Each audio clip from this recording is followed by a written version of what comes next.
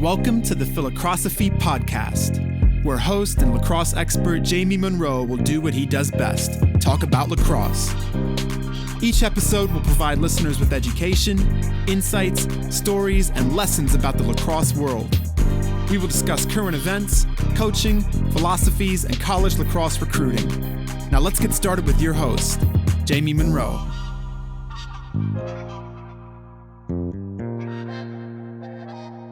How's it going, everybody? Really excited to introduce Greg Raymond to the Phi-Lacrosse-Ophy podcast. Greg is in his 7th year as the head coach at Hobart. Has had an amazing run of as a player and a coach, and is a pretty good recruiting trail basketball player that I've enjoyed playing hoops with over the years. But Greg, welcome to the show. Thanks, man. Happy to be here, brother. Awesome.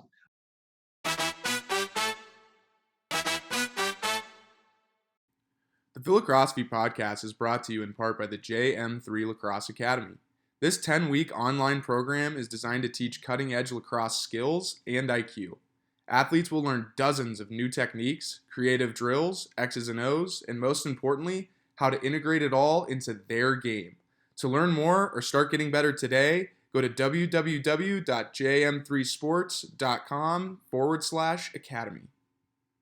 All right. As you do with most players, I'd love to kick this off and find out a little bit about your mentors and your coaching journey. And so just talk a little bit about where you started playing in high school and talk about your recruitment to Hopkins. So Corning, New York, Coach Monroe. It's a small podunk town in upstate New York. Yep. Good lacrosse town, though. It is very good. I think that's that's what started the whole thing. Was basically I lived in Auburn, New York. My parents got divorced, and I went with my brother and I went with our mom to Corning, where she grew up. She grew up in Corning, New York, and that was the first time I'd ever really kind of seen the game, or even really seen a lacrosse stick. I didn't know anything about it. You know, my brother and I were athletic, and we liked, banging around a bit, but it was a trademark of the town. We lived in, a neighborhood where you could walk everywhere. It was kind of your old school street hockey, and everybody was doing something every night, capture the flag, this and that. It was awesome. And there were tons of kids my age, and they all played. And so it was more just, I wanted to fit in first, and then it took off into, well, this is a great game. This is something I think, maybe I could be pretty good at. But it's also, we had those figures in Corning that set the stage for Division I lacrosse, or even playing any sport in college. There were just so many before us that had that next level pedigree that we wanted to be a part of as well. And plus the coach, Bob Streeten, was, not just a coach. He was a junkie. He loved it. And he had started a youth program there to grow into that high school program. And then, so he had gotten me going early. And again, another coincidence being a Hobart grad and a 4-time national champion here. He loved this place,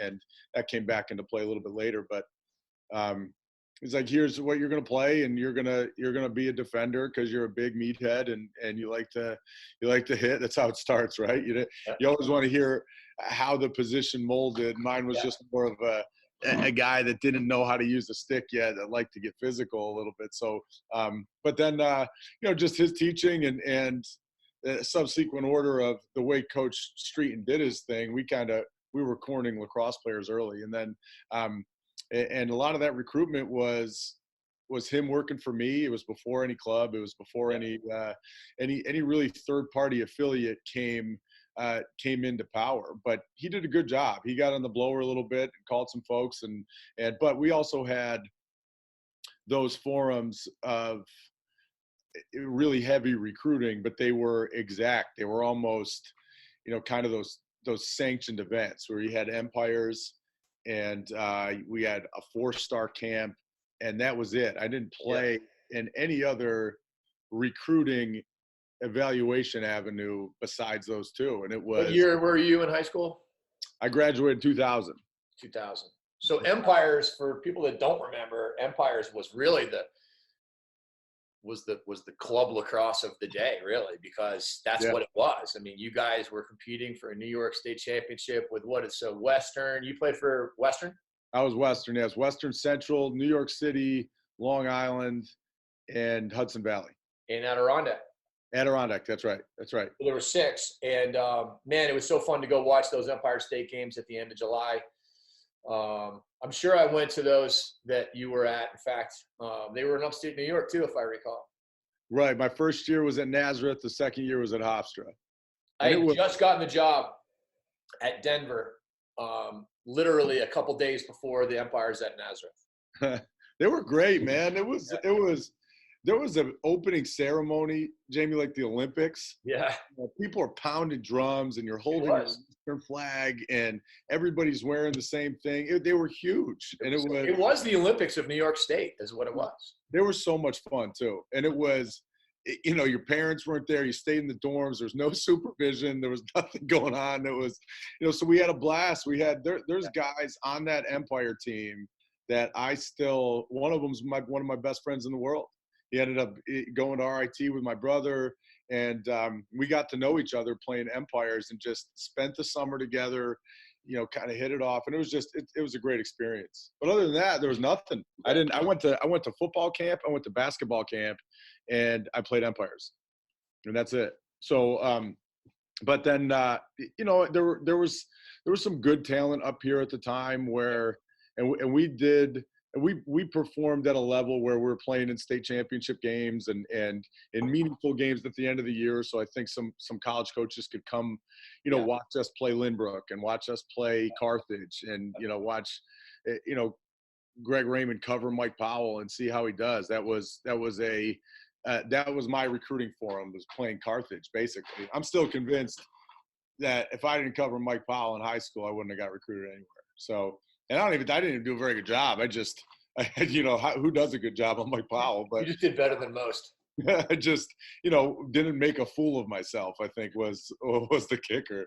But I think that was it, man. I think it was at a time where you could pace yourself a little bit more. I took, my 5 official visits my senior year, and that was an awesome experience as well. And it just provided I think a good balance. It wasn't too much for me. It wasn't overwhelmed. I decided to go to Hopkins in December of my senior year, and that was okay. It was, the space wasn't gone, the scholarship wasn't gone. It was, hey, you decide when you want. So, and I think with all those things combined, a little bit of guidance from Coach Streeten, that's how we found a good home in Hopkins. That's awesome. And you were a 3-time captain at Hopkins? Correct. That's unbelievable. There, you've got I only know a couple other people that are 3-time captains. Coach Torpy was a 3-time captain at Ohio State. That might be why our hoops games are so physical. No doubt. I mean, you have to make a pretty big impact as a freshman to be a sophomore captain. But what was it like at Hopkins, and how did that mold you as a person and a coach? Oh, geez, man, how much time do you have?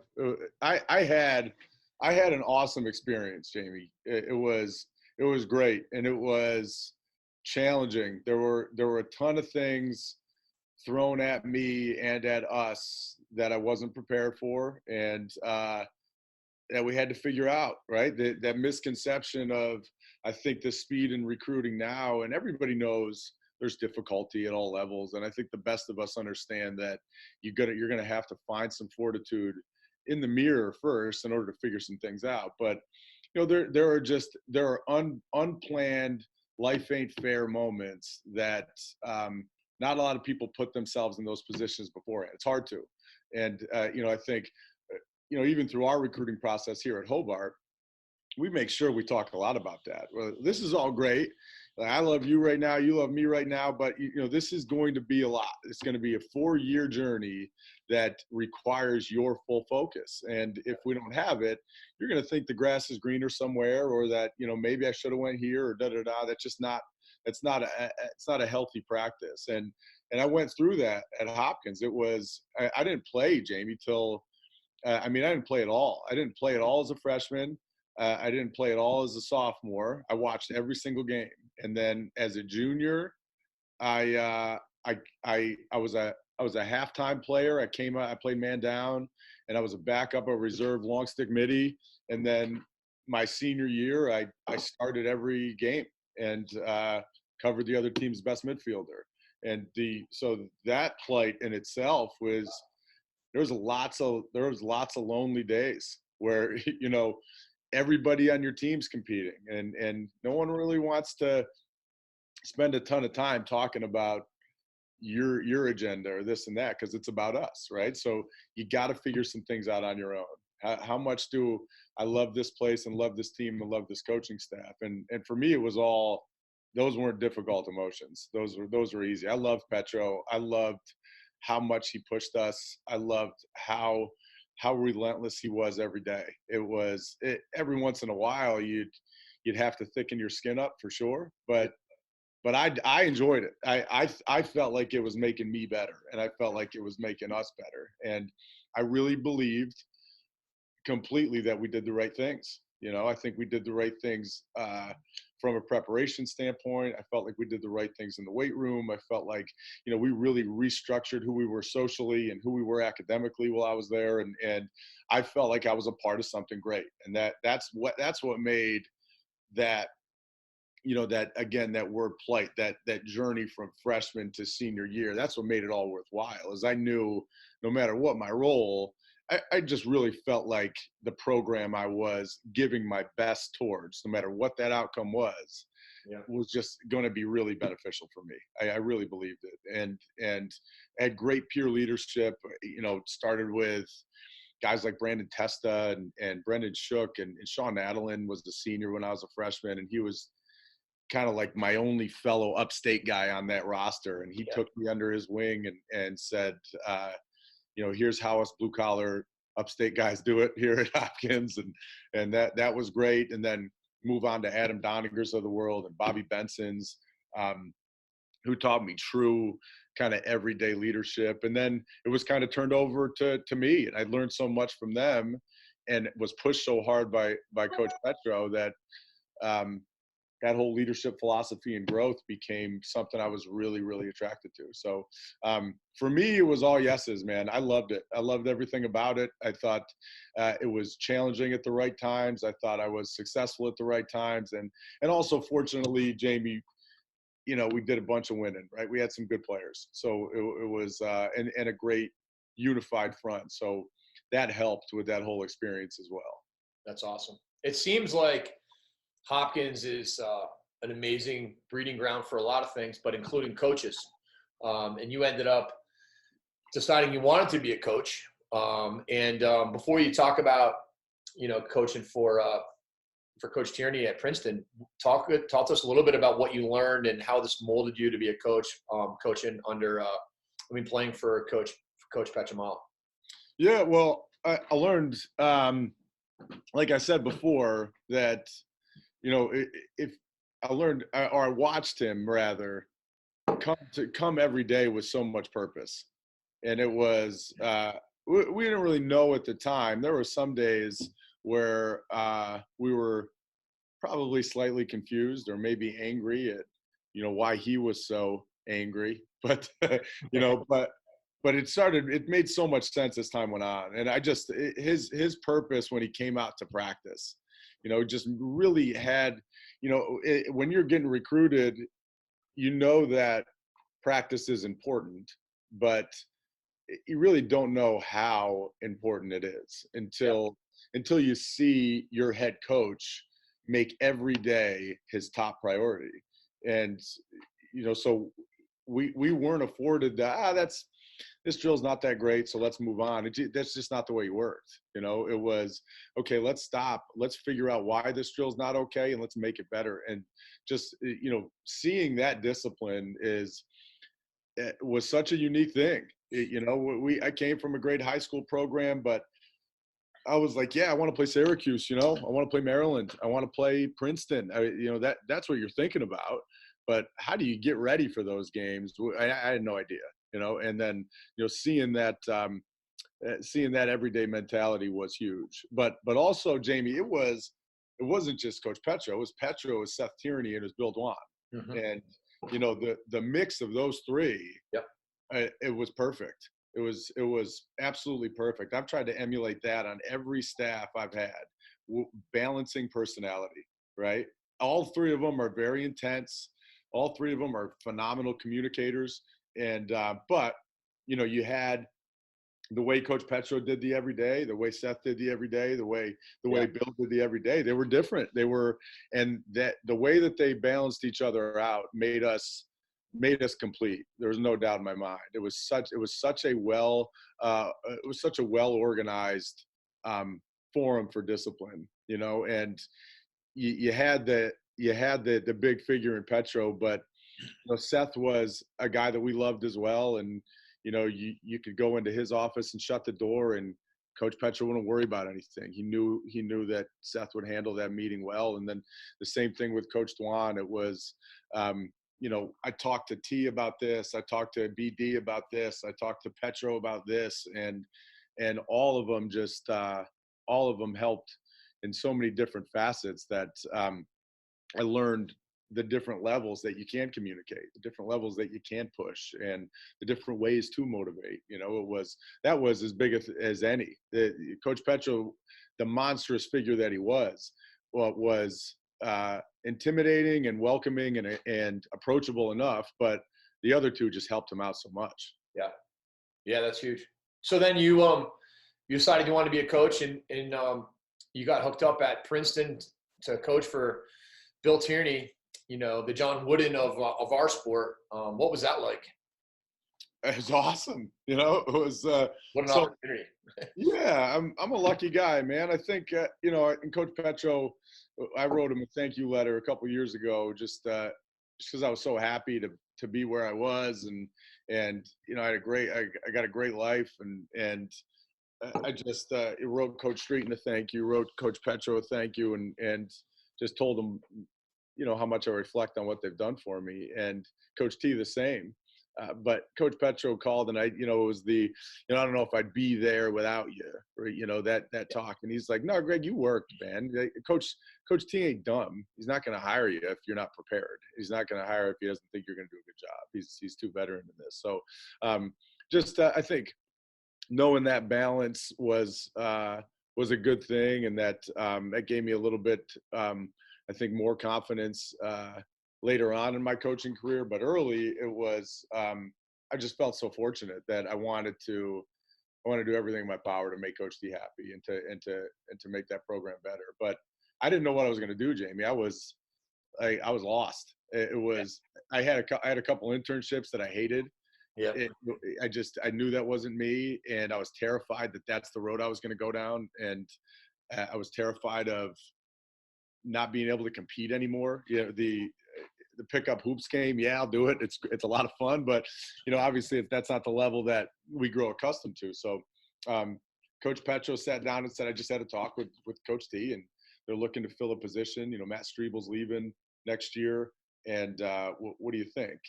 And it took off from there. But the experience with Coach T was I anticipated the level of discipline that he worked with.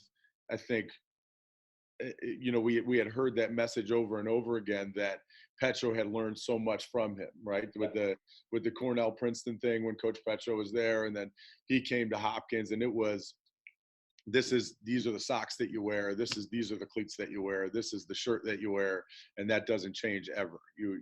So I knew that that's the type of program that Coach T ran, and I thought it'd just be the same. I thought, Petro and T were that same mold, and the discipline was virtually identical, different in some directions, but I mean the objective, of course, was similar.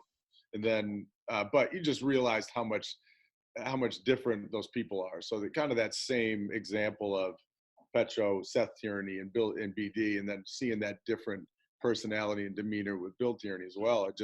He was so, like, Coach Petro was fighting for his as well at that time, right? Like my first year was Coach Petro's first year at Hopkins. Yeah. And so our national championship was his first national championship. I'd gotten to Coach T at Princeton, and he had 6. Yeah. And so he was just much calmer, every day was, yeah, it's probably going to be all right. I know there's a light at the end of this tunnel. So I think learning that balance from Bill Tierney was an awesome thing. And some of his post practice speeches, it's crazy when you get to that point, when you have this huddle of great Division I athletes at Princeton, and you can see guys not really listening to them. You can see guys in my huddle not listening to me. That's just can we get our guys to listen and respond, right, James? What we do essentially. Yeah. But I'm listening to his post-practice speeches about life and about what we're doing from a molding of men's standpoint, and what Princeton will do for you, the institution, and da da da da da. And they were just such powerful words. And he had such a presence about him from I know that this practice and our execution is important, but don't forget what we're doing here in a big picture, right? Don't lose sight of how important your focus is today for the growth of your life. And so his demeanor with his athletes and with me, he was such a coach's coach at that point. He helped me every step of the way, and all I did was ask questions. I was with Metzi and T. I mean, I couldn't get enough. It was like, Mets, why are you doing this? And why are we recruiting this guy? Or why do you guys ride this way? And they had so much. They had so much trial and error at that point. They were together, 25 years at that point, 22. I mean, that's nuts. Yeah.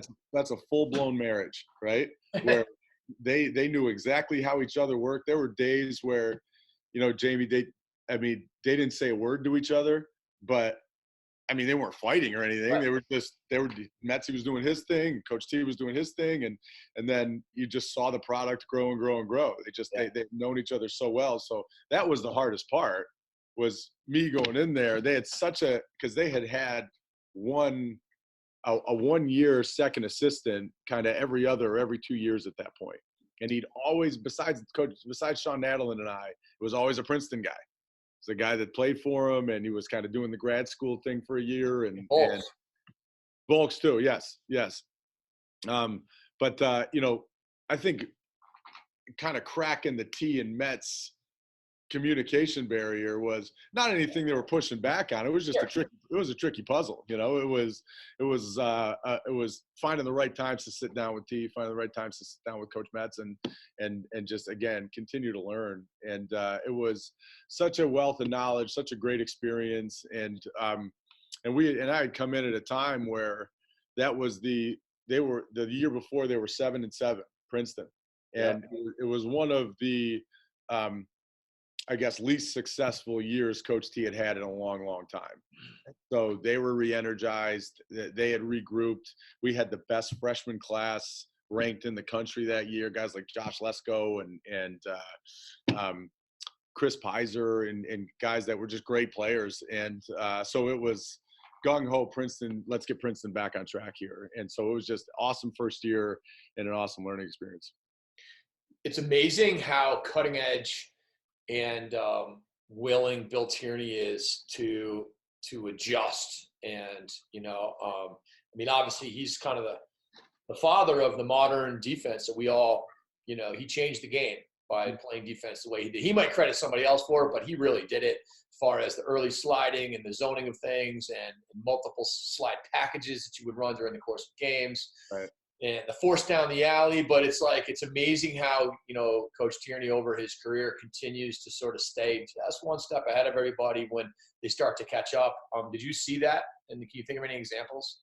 Yeah, he combined the past with the present, and that was the craziest thing. When you talk about different slide packages, we'd watch film and he'd go, "Oh, that's a great tunic day," and I go, "Tunic? What's tunic?" And he's like, "Well, tunic's a defense where we'd slide first to Jason, second from the crease, but we called it." I'm like, "Where's tunic come from? What does that mean?" And he's like, "Well, this guy we had, Nick never knew he was the 2. And so we'd keep saying, you're the 2, Nick. And so we just named it 2 Nick, so Nick would know where to be at the right time. So, and it's funny, I'll text him now or call him now and I'm be like, hey, we're running Bayside today, or we're running 2 Nick today or this week, and he'll get a chuckle out of it. So and the best part too was, Jamie, he wanted to know from me. He was that I think that's what spawned the growth in my coaching career so quickly, is he was like, yeah, I think you got a pretty good idea what you're doing. And you just learned from, Petro for 4 years. What do you think about this? How should we defend this group? What would you do? And there were a couple of times where he'd say, no, that's insane. We're not doing it. Let's simplify things. But I think him taking some things that have worked in the past and understanding that, the game really, it's changed a ton. The speed's changed a ton, but you can still do so much if you just take the middle of the field away, Yeah. And some people have gotten into this mold of, okay, well, we're going to play the ball square and we're going to this and that. And if you just get back to, I've done that too. I've made crazy mistakes trying to be overly innovative. And I've seen that if we just took away the middle of the field here, how much easier playing defense would be, right? If this guy could just face the right way on the crease, his slide angle would be so much better.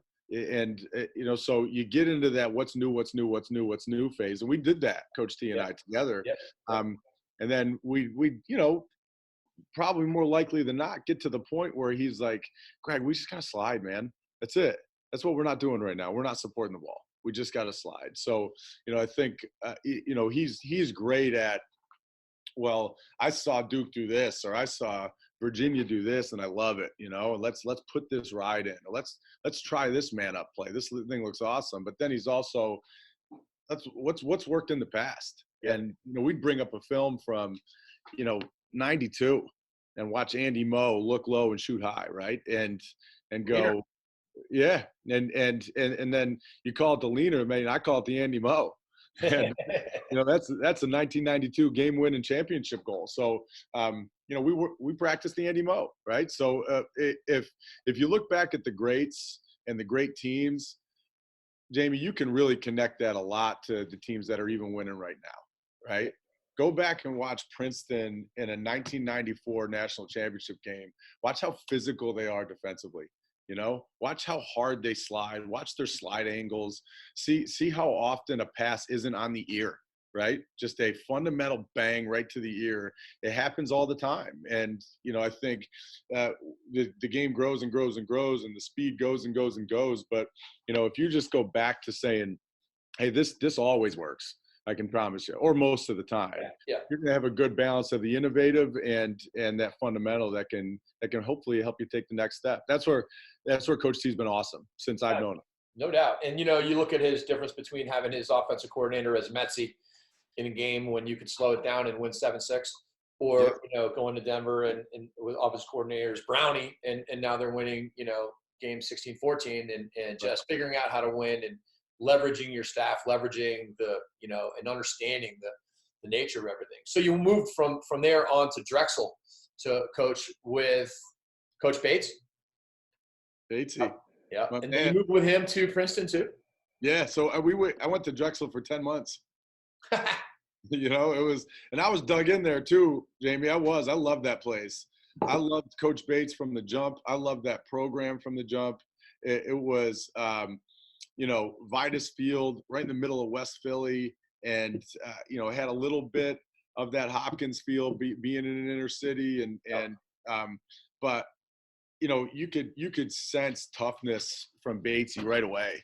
His demeanor was great. I linked onto it immediately. I loved it. I loved how much he delegated tasks, but, you'd watch the guys that he'd want to recruit and the guys that he'd want on that team. And they were specific, man. I tell stories about a D-Mitty there, a kid named Kevin Dart, who you never heard of probably. And so many people haven't. He'll be one of my favorite people I've ever coached. I coached him 1 year, and he was a pound for pound, just pure respect-driven leader, and was tough as all hell. He was great. It was a physical toughness, a mental toughness. He was big and strong and fast, and this gross left-handed short stick D midi. And but that was that program. Guys like that. Like, he was the leader, and guys wanted to be like him, and that's what Batesy created at Drexel. So the 10 months was short-lived, but it wasn't by design, man. I would have stayed there. I would have stayed there for a long, long, long time under Coach Bates and in that program. I loved it. Yeah. And so then you guys moved over to Princeton. So you're back at Princeton again, and now in a new regime, in a new role, but you knew probably a lot of the guys. Yeah. So, sort of. I knew all of them. I recruited all of them. Yeah. It's amazing. Yeah. It was so a seamless transition for me, a really tough one for Coach Bates. Yeah. Who wants to take over after John Wooden, right? That's a hard task. And I think through that interview process, I remember the turmoil in that summer where I was pushing, because Batesy loved Drexel. He loved Philly. He still does. He's back. It was just ingrained in him. I think he was there for over 20 years as well. And, he's a huge Eagles fan now. I think secretly likes the Cowboys a little bit too. I don't know what that's about, but he's and so that was tough for him. And it was me going, that place is great. I know Drexel's great too, but let's go get that thing, and I'll be with you every step of the way, and we'll do this thing right. And but that's a difficult thing. That's Coach T is Coach T. Everybody knows him.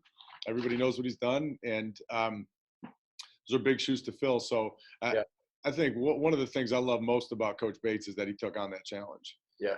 And he knew what it was. He knew what surrounded it, and he was okay with it. He was tough enough to handle it, and I'm not sure another person could have done it. And we had ups and downs there for sure, man. I mean, who doesn't? But I thought we did a pretty good job. Pretty good job taking that program over, and after two guys that are heralded as one of the best offensive coaches and coaches ever, one of the best defensive coaches and head coaches and coaches ever. You've got me that's been a first assistant for 10 months, and Coach Bates that redefined a program at Drexel. But so that was a tough thing, and we had a great roster. We came in. They had just lost by a goal to Cornell in the quarterfinals a year before at Hofstra. And they had an awesome season. Mark Kovler and Rich Siglardi, and that freshman class that I just mentioned that I came in with. Yeah. They were seniors that year, and they were awesome. They were awesome. They were killing people. They were scoring tons of goals and playing fast, playing loose, and we came in with a lot of that prestige and/or feel still there. And we went on and had a great year. We won the Ivy championship, lost by a goal in the Ivy championship game, and went on to the NCAA tournament. And next year won an Ivy League championship with those guys. But had a lot of good players, and we just had to figure the place out.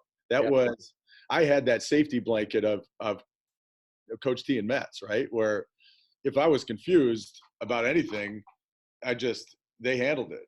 And when I was confused the next time, Coach Bates probably was a little bit too.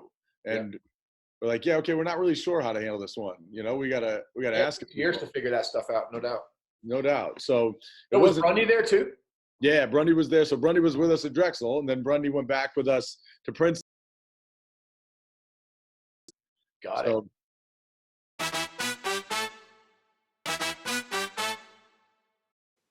The Phi-Lacrosse-Ophy podcast is brought to you in part by the JM3 Coaches Training Program. If you are a coach interested in sharpening your saw, like so many of the guests on the show, you are going to love the content in this program.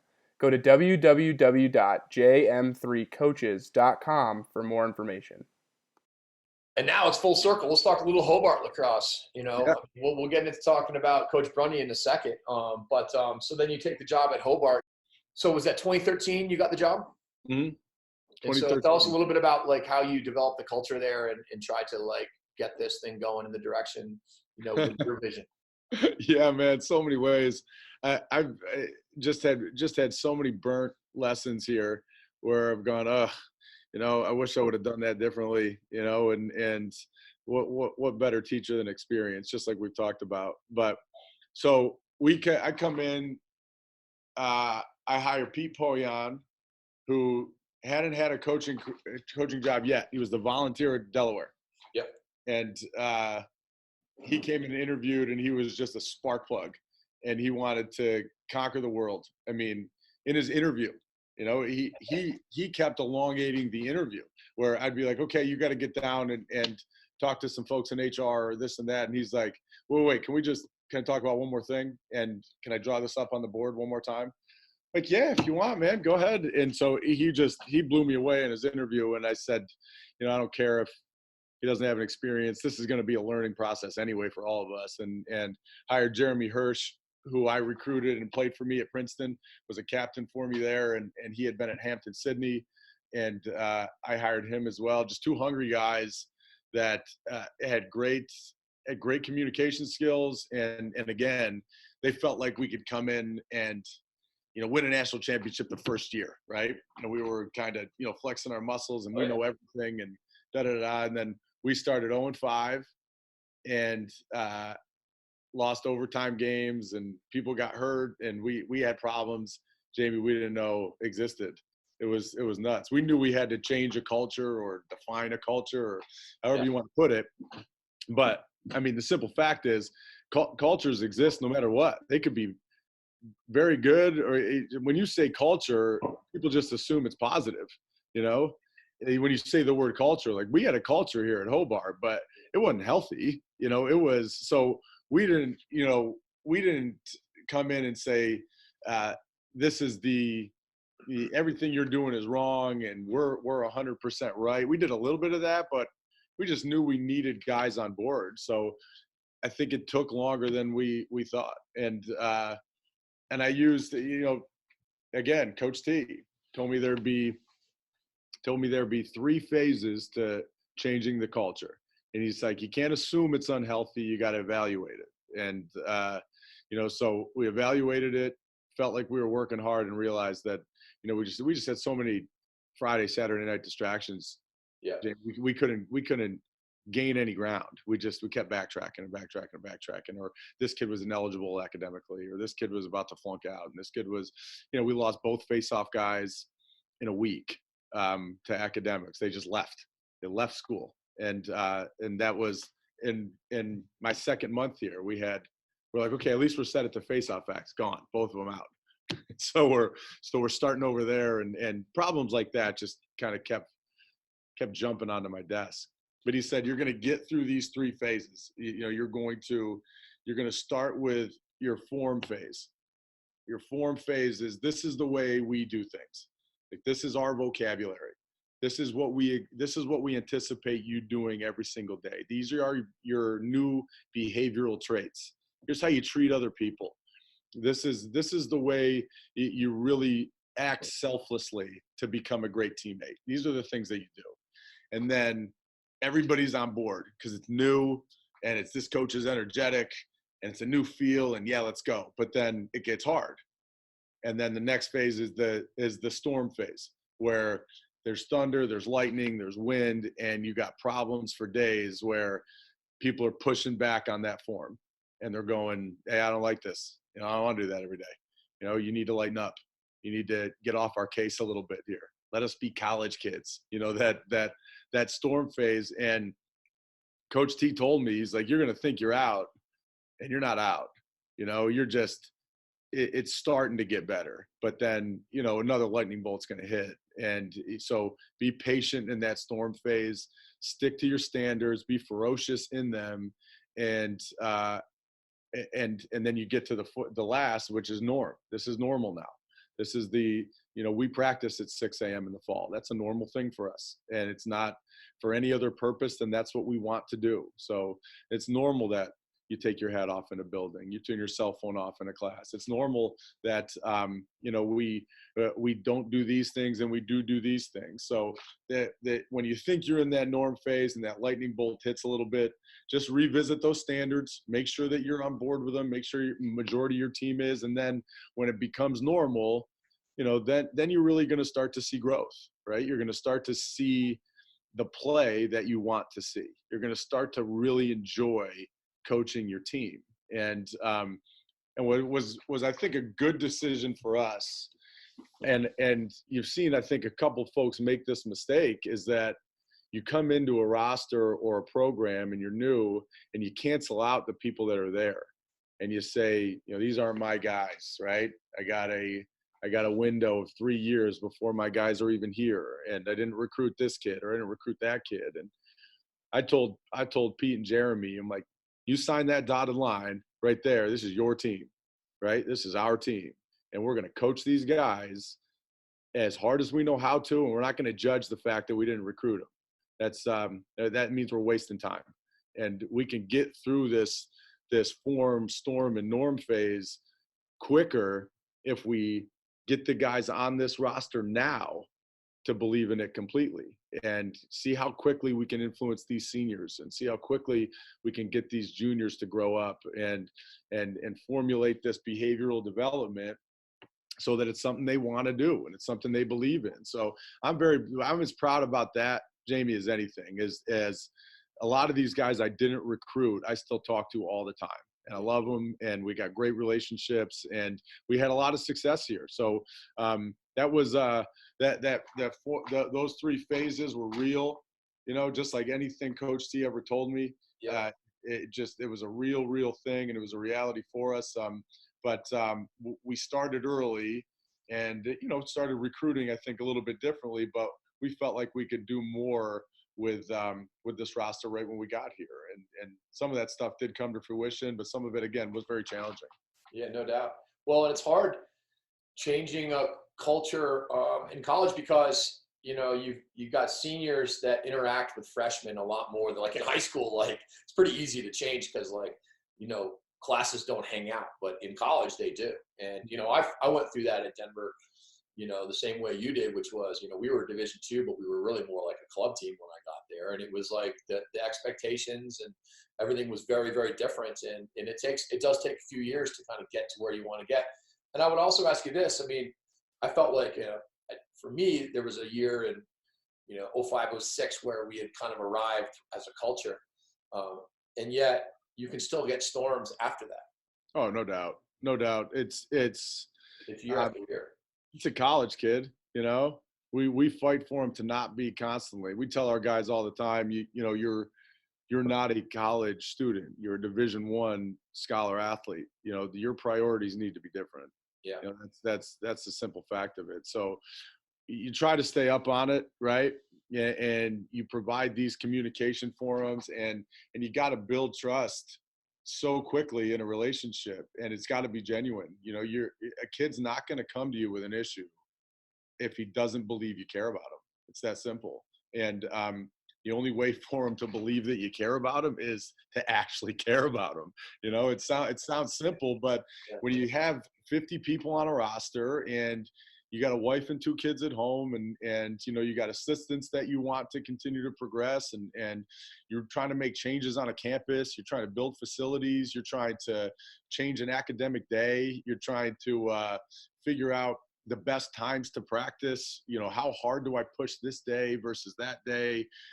What are we doing in that strength and conditioning room that may be tightening up our hamstrings a bit, or allowing that practice the next day to be a little bit poor? So tons of stuff, right? So you can neglect a kid. You can say, I think he's okay, and we're going to keep going. You can't. You have to spend more time on the relationship. You just gotta, because then if things start to develop from that storm scenario, Jamie, you can hopefully be proactive with it, and your team, your peers can help you on that guideline, and again, the growth in our culture, it's put us in a place now where my seniors, my leadership council, they come into the office and they just say, I think this kid may be drinking too much, and he may be a liability for us. You got to sit there. We can't handle this anymore. You got to sit down with him.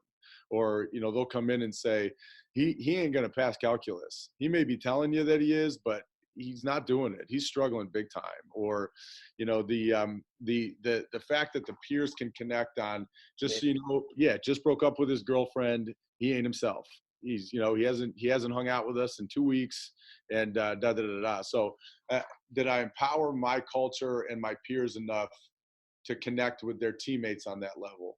Because then all that stuff on the plate of, I just said, facilities, home, I can concentrate a little bit on it, and I can trust my team accountability to be forefront in that communication. And they'll know that Coach Raymond ain't going to judge. He's going to do the right thing to help through that storm phase. But I mean, Jamie, you could get struck with a bolt lightning at any time. You know, you got 50 people on a roster. No doubt. Let's change gears and talk a little bit about, you know, you've got a new staff with Coach Brundage, a new offensive coordinator. Little trade with Marquette. Yeah. You reunited with Steve Brundage, one of the originators of the pairs offense, which I'm assuming you guys are going to be running. I actually talked to Brundage like the last month or so, a little bit. He said he's been geeking out all day, week, whatever, knowing that I'm talking to. He's a huge fan, man. He wants to come down here and run his mouth about his offense all day. So yeah, man, he's been great. Yeah, that's awesome. It's exciting stuff. And how's recruiting going? It's going well. It's going well. I think, you know, what we lost in Pete was significant. I mean, Pete was a relentless recruiter. He was awesome. You know, he had no gripes traveling, getting on his phone, you know, working overtime to figure out who was best. I think if you were to ask Pete Poyet how proud he is of the guys he's recruited to Hobart, he'd be extremely proud. We talk about it now. I mean, we're great friends, so he just texts and he wants to know. Right? He's like, how's the guy doing? Yeah, how's that kid? You know, is what we thought, and So, you know, we were concerned about that. No matter who it was, that person doing as good of a job recruiting as Pete did. He was awesome for us. So, but I mean, Coach Brundage becomes a great offensive mind or a great offensive coach. I mean, in no way, shape, or form without great offensive players, you know. So you can develop guys, as you know, Jamie. It's the more talent you have, the better coach you are, you know. So recruiting is, of course, our lifeblood. But you know, so he's found a great discipline in his 8 years at Marquette, and you know, getting kids on flights out there, you know, showing them a difference in a Marquette university versus all these other places. And he's already doing that here. I think the best part about Steve is he buys in immediately. Yeah. You know, no matter where he is, you don't got to convince him of anything. You know, you can put him in a scenario and he'll find the good in it immediately. You know, you could drop him in the middle of New York City in his underpants, and he's like, this is great, you know, and he'd come out of there in 3 days with a Armani suit, with a nice pocket square and a great pin, ready to conquer the day. He's just that kind of guy. Yeah. He's charismatic. Our guys love him already. But from a recruiting standpoint, he is, like I mentioned about Pete, he's relentless. He, you know, his philosophy is different. His methods are different. What he's looking for is different, and that's fine. They're obviously not the same people, but he's developed such great relationships with, you know, maybe some people that Pete hasn't. And so now our communication has expanded, and the people that know Hobart's going to take care of their guys, that basically that pool's grown a bit. So it's going well. You know, we're recruiting in some different spots that we haven't had a ton of success in the past, but you know, we're hanging on to the pockets that we have had success, and we're adding some with Coach Brundage. He's doing a good job. Awesome. I want to make a statement about recruiting that I've been thinking about a lot, which is I feel like the class of 2021 is the most under-evaluated class in the history of Division I recruiting. And I say that because of the new rules. The 21s got put on the back burner there while everyone was like, well, I got to figure out the 19s, so might as well. And then I got to figure out the 20s. Meanwhile, the 19s and 20s had been evaluated since they were in 8th grade. So all those best kids you'd seen all the way through the early recruiting, you know, camps. And then, you know, you could like look at a field and know who everybody was without even looking at your roster, probably with the class of 2020. But in 21, now it's like, in the fall, fall ball is so short and it's so brutal anyways. Like watching fall lacrosse, if it's not like snowing or raining and, rained out, it's Right. just sloppy and cold, right? So Okay. then you get to summer and it's like, all right, we're rolling up our sleeves, we're all fired up, and you blink an eye and it's over. And it's like, well, I went from a half a game of this to a half a game here and a half a game. And at the end of the summer, you might have seen, the better club teams play between you and your staff. I don't know, between 5 and 10 halves of games, but it's not, it's not really possible to get into the depth of a roster in a half a game at a time. No doubt. And so I look at this and I'm like, there are so many more kids out there, I think, that people don't realize, that people don't know about yet. I feel like this is, it's really interesting. So you agree with that statement? No, without a doubt. I think I mean, you hit the nail on the head, Jamie, but the rule shift, it got your, at least I can't speak to how other people recruit. I don't, just because I don't know. Sure. I think we do probably have some similarities in what we want to see on a field. And, everybody talks about, tough and small plays and grit and working the cut and all that stuff. It's great. So we all have I think a similar agenda on what we think can make our roster better. Right. But, I know for us, we've had to be so patient anyway, and we've had to wait. We've had to allow kids to take their own path. We can't dangle something in front of them and go, hey, tell me what you think about this by the end of next month. And we just, that's not the way it works at Hobart. So we've found that all I know is I've been on the phone since last September 1st. All the way straight through. There hasn't been a break. And that meshed into this September 1st. We were still finished in the 20 class, and we started with the 21 class. And all of our, let's say, our trusted, that third-party affiliate, they're saying the exact same thing you are. And they're going, this kid is really good and nobody knows it. Yeah, and I'm talking to kids, and I'm going, where else are you visiting? And kids that we love. Yeah. And they're like, no one's called. Yeah. And one, we're like, that's great. And then also we go sit down and go, hey, no one's recruiting this kid. Is this are we doing the right thing? But we're, we've done our work. We've done our evaluating. But again, there's a ton of kids, and I think if you do it in a more patient way over the summer, like you said, one thing we tell our coaches all the time, like, don't bump half to half unless the game's no good. Right. Stay there and watch the whole game, and see less kids, because they're everywhere. You can see less guys, and it's not about, and like you said, the sprint of the summer, it's got to become more of a journey, because if you get into that mold of, I just got to get to the next event, it's because then are you at the event you're at? Like, are you really, do you have that discipline to be where your feet are? We tell our guys all the time, like, be here, be at practice, will you? I mean, I know you got problems, but be here. And so if we can't have that own discipline in ourselves, especially with how we're growing our roster, we're doing something really unhealthy. So, be more patient, see less events, and see less kids. And you'd rather see fewer people more deeply than more people more shallowly, right? Because, I mean, it's like, it's easy to see the 5-star kid. You can see him from 3 fields away. Yeah. Everybody can see that guy, but you can't really see the small plays you're referring to if you're just kind of whisking over it in a half. Right. And you can't see his demeanor with his teammates. Like, how is he handling coaching? That's why we love high school lacrosse more than anything is, how does he fit in a system? One, of course, but how does he deal with his coach maybe telling him that it ain't good enough, or dealing with a situation where he's losing, so another part of a lot of these tournaments is, Coach Petro and I had a long talk about it, was, the consequence of winning and losing. There isn't much. And, so in that avenue, even though that could be unhealthy, if you see a young man that's really competing and enjoying winning, in a scenario where it doesn't matter if he wins that game, he's going to play another in an hour.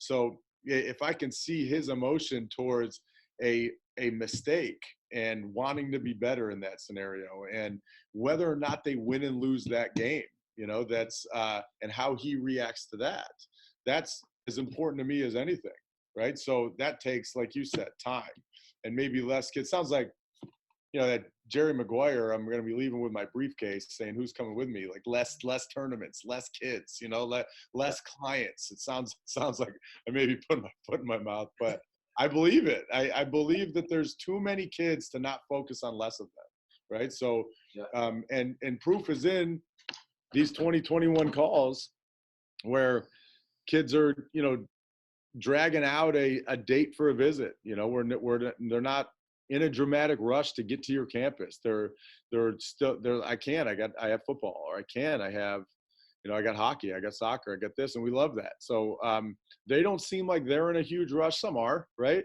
But all of them really feel like they have time now because of potentially, like you're saying, the under-evaluation of this class, But Jamie, I can't tell you how many times I've talked to a coach, a high school coach or a club coach, that said, guys are missing these kids, man. They're missing the good ones. They're missing some really good ones here. So we'll see, man. It's a work in progress. I agree.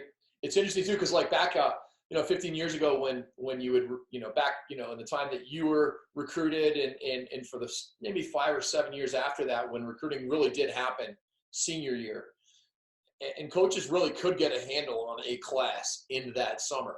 Yeah. But that was because there was just probably a quarter of the number of players and events, Right. And so you could actually know who everybody was pretty well over the course of that. But even then, I did what you guys did, which was I focused on the areas that I felt like I would have the best chance of getting players, and I tried to know those players on those rosters more deeply rather than just shotgunning it all over the place.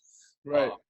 And also, Jamie, like the relationship you and I developed was, I knew you were honest, and I knew you weren't selling me a kid that just because you wanted a kid from your program to go somewhere. And, it was the Brian Hancocks of the world, right? Yep. Where you were like, this kid's great.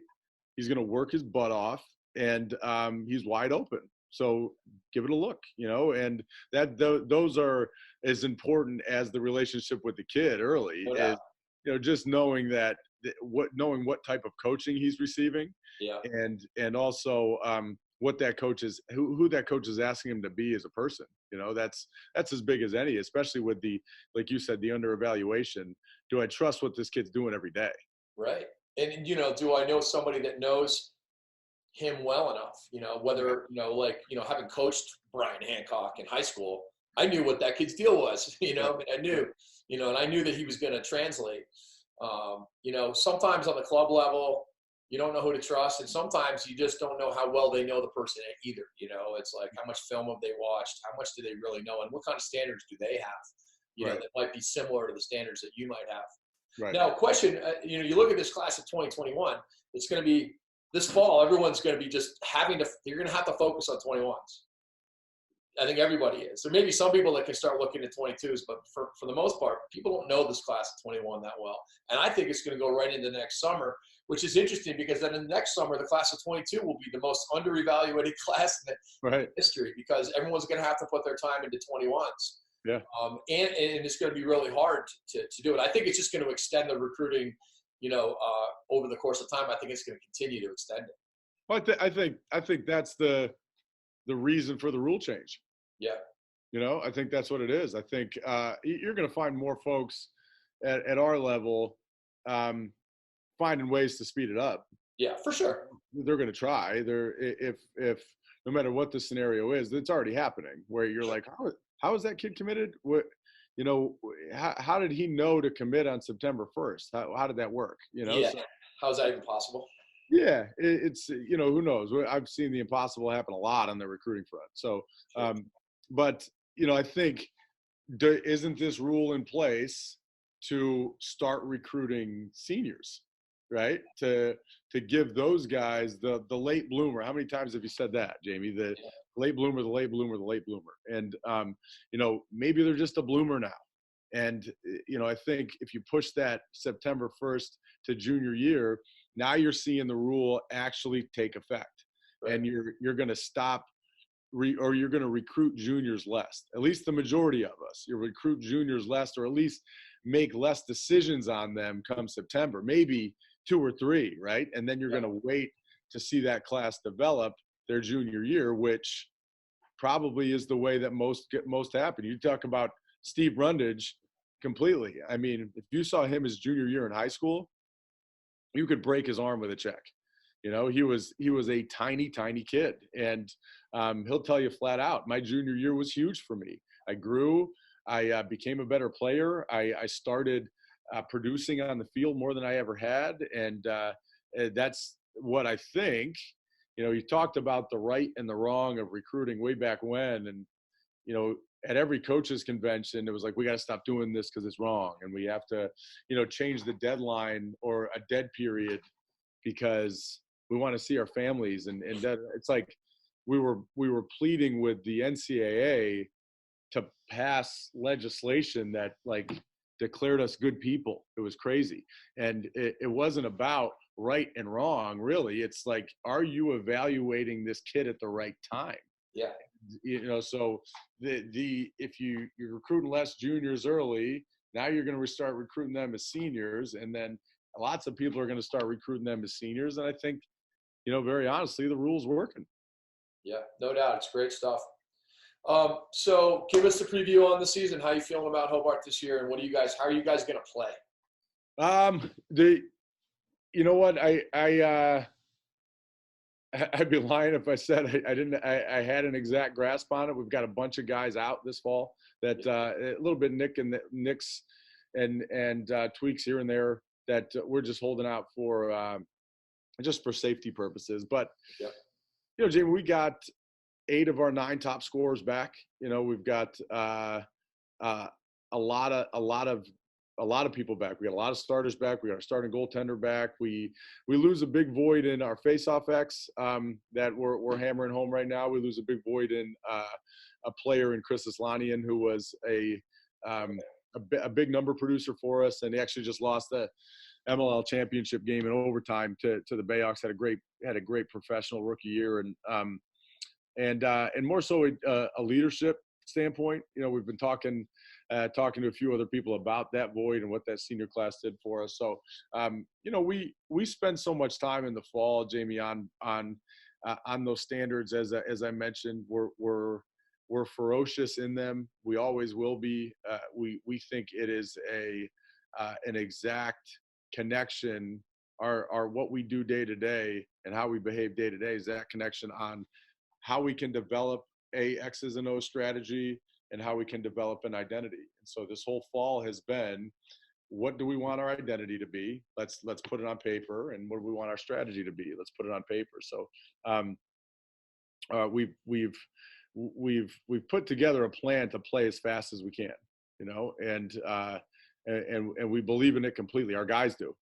We want their everyday play to be very enjoyable for them. Right. So, and we switched the mold last year where we played a little bit of a different pace. We played a lot more guys and rested more guys and you know, had some success with it for sure. We had, I think, more wins than any team in Division I history at Hobart. We broke some records scoring wise. There was a couple of guys on our team had great individual seasons and but we didn't hold up any trophies. So we got to figure out a better balance to accomplish some bigger goals, some bigger game wins, right? We got to get over this Syracuse hump. We got to get over this Cornell hump. We got to shift those quote unquote rivalries. Usually rivalry means goes back and forth a little bit. So we've got to play a much tougher brand of lacrosse this year, right? We have to play a faster brand of lacrosse this year, and we have to play a louder brand of lacrosse this year. We have to have a better presence. We just do. So we put a strategy and an identity in that mold around those principles, and we want to push the pace as hard as we can. And so I love our team. I love the seniors and what they've done so far. I love our freshmen. I love, these guys have come in and made an impact right away. And the good thing about being a little bit nicked up right now is we're seeing a ton of them. We're seeing a ton of them under a microscope, which is good. So we're going to take a mold that we had last year, and we're going to add Brundage's offense to this thing and kind of hybrid the things that have been successful for us and allow his expertise to get our ball popping a little bit, to throw some more two-man knowledge into this thing and see how we can make this flow. That's awesome. Are you guys you play? You say you really want to play fast. How many two-way middies are you playing versus offense defense? We're attempting before. This is the before it hits in the spring type scenario, where you're like, and it's like, Jamie, you go into that preseason and you've been thinking for how many months, like, this is what we're going to do. We're going to be great at this. We're going to be great at that. And we're going to ride this way. And this is how we're going to clear. And you start practicing and go, I don't know if we can do any of that stuff. What can we do well? So in a perfect world, we've made the switch completely. We have all of we've redefined our positions here. So what we have are offensive players, we have what we call horses, and we have defensive players. And everybody falls into that category. And so you're either an offensive player, and this is how you get on the field, and this is where you get off the field. And we have a horse where and the elements of facing off and wing play and ground ball play and defense and offense, some will be better than others, and we'll probably play a little bit more, but we'll be selective on the wing or at the face-off X and in some defensive possessions or offensive possessions, of course, where we'll have our best out there that we think play the best defense or the best offense. But we charge our horses right now to know everything. And we've trained their mental focus to be more fit, to be a little bit tougher, to stay on the field a little bit longer. And again, these are the places where you get on the field. These are the places where you get off the field. So we feel like substitution from that horse position and that offensive position are vital. And when they can do it, how they can do it. And I think that breeds faster play. How can we play offense earlier? How can we play defense earlier, right, in a possession? So we want to redefine that word transition and help our guys recognize that we're transitioning into the defensive end of the field just as often as we are into the offensive end of the field. And we don't want to be preventative there. We don't want to be reactive. We want to be proactive in that early defensive possession. So the only way to do that is to keep a guy on the field. And we think that in that element, we limit a lot of another team's early offense or are prepared to defend in it in a faster fashion. So we felt like redefining that position gave them more specific roles. And from a defensive standpoint as well, these are the places where if you're a defensive guy or an offensive guy, you have these. You're our best communicators. Our offensive guys are our best ball handlers. Our offensive guys sometimes are our best shooters. And, our defensive guys understand the fundamentals of our defense better than most and can help our horses who are transitioning maybe a little bit more gas than others in those high pressure situations. So when we redefined that position, Jamie, we hoped we took out short stick D midi. We hope we took out offensive midi. We hope we took out the that avenue or that excuse of, well, this isn't what I do. I play offense. I play offense more, so I'm going to get into the hole and sub off right when I can. We're trying to get rid of that mentality. And if we can do that first, the way that our guys think about the game, then we could potentially get a little bit more specific about who does what. How do you define early defense? Early defense means as soon as they get the ball, we're proactive in how we get it back, and not well, this is what we got to stop, right? This is what this team does well, so we have to do this.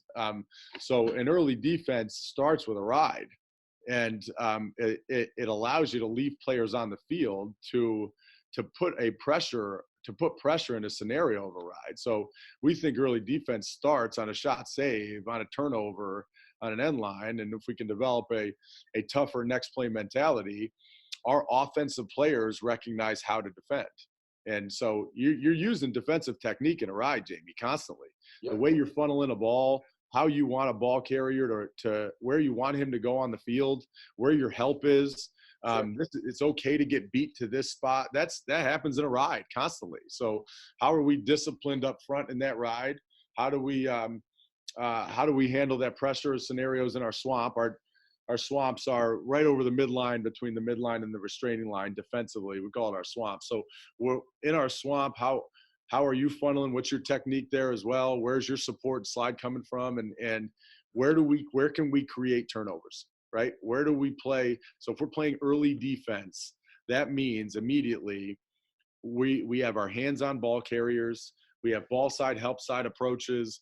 We have leverage knowledge in each position. From a dodge standpoint, if a guy's dodging immediately, we have support immediately, but we look at it in a doubling scenario. Where can I double the ball? Not where can I prevent a scoring opportunity? Yeah. Where can I double this ball, right? And what's going to make it harder for that offensive player to be a good offensive player? So that happens from that early standpoint in the ride to right as we get into that hole defensively. That's awesome. The mentality of doubling versus sliding. I mean, you have to slide and support, but if you can double people, when they're rolling back in the middle of the field, or if you get somebody captured in a V hold and you can get a double on them, it's just such a great, I don't know, on so many levels, it's great. I mean, it's great because it fires a team up, but it's also just great IQ and anticipation and teamwork of doubling. And it's more of an attacking sort of element to it. Right. Right. Well, our mentality, brother, is we want to be in that scenario where you can change your vocabulary, change the mentality, but we want our guys to recognize what's challenging for an offensive player, not where he's more dangerous, right? So we have more dangerous and less dangerous mentalities from a sliding standpoint and a positioning standpoint for sure. But we want our guy on the ball to know if I do these things, his job is going to be tough. Not if I don't do these things, he's going to have a great scoring opportunity. So and also when you talk about pace, if you want to play fast, you got to give your guys freedom to double the ball. Yeah, you do. You got to give them freedom to hunt a back and slide when they want, not only if, right? And I think one thing that's debunked a lot of the defenses I played on is the ability of the offensive player now. Yeah. Is that, way back when, nobody wanted to slide. The less you slid, the better. And it was, if we get great cover guys, then we're going to leave him on an island and he's going to cover that dude and we're going to be in great shape, because we take away his feeding opportunities then. And we take away – I just think guys are better. I just think players are better now. I think if your best cover defenseman, even if you put him on the 2 or the 3 and you say, hey, cover him all day, you take him out of all other things. And if your best cover defenseman doesn't know how to slide or doesn't know how to double, doesn't know how to read an offense, I'd be shocked. It's very rare that best cover guy is not a complete player. Very rare that you can't get him in. Like you look at Chad Wiedemeyer when we had him at Princeton, he covered great feet. He could break down in space. And I mean, the Rob Pennell, Chad Wiedemeyer matchup was just so fun to watch, right? Those guys going at each other.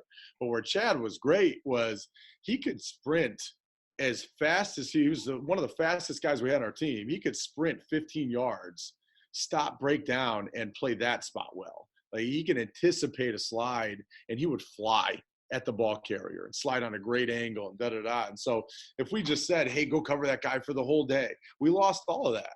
We lost all of his ability on the ground. We lost all of his ability in our clear and lost all – he'd crawl into that matchup hole. And it made us less versatile, and it made us – a slower defense, where we grind out games. Like you said, I mean, we played Notre Dame in a a first-round game, the first time Kevin Corrigan took his team to the Final Four, I think, or took his team to the national championship game where they had Scotty Rogers in the goal.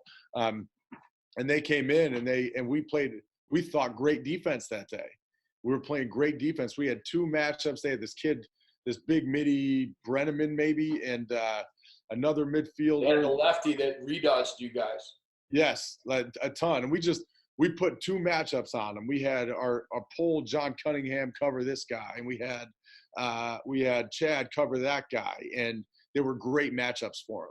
And we did a great job. They ended up beating us 7-6 in a grind of a game. And Scotty Rogers played really well, and their defense played really well as usual, with Jerry Byrne doing his thing. And after that game, I'm like, I'm never doing that again, ever. I'm never going, hey, cover him all day. All we did was let a team control the clock, control the pace, and grind us down. And that's it. We played tons of defense. And so I said, from this point on, our best cover guy is going to be best at everything else too. And wanted the versatility from that, wanted the lack of versatility in that loss to kind of never happen again. Right. So do we want great cover guys? Sure. If we don't have to slide, great. But if we can double, I want my guys to have freedom to do that often. It's awesome stuff.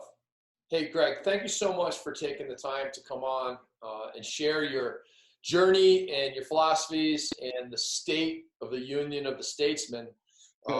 Wishing you the best of luck here in 2020. And hopefully I'll see you at the IMLCA convention, and we can talk a little more lacrosse. You will, brother. You will. I appreciate it, man. This has been great. All right, buddy. Take care. Thanks.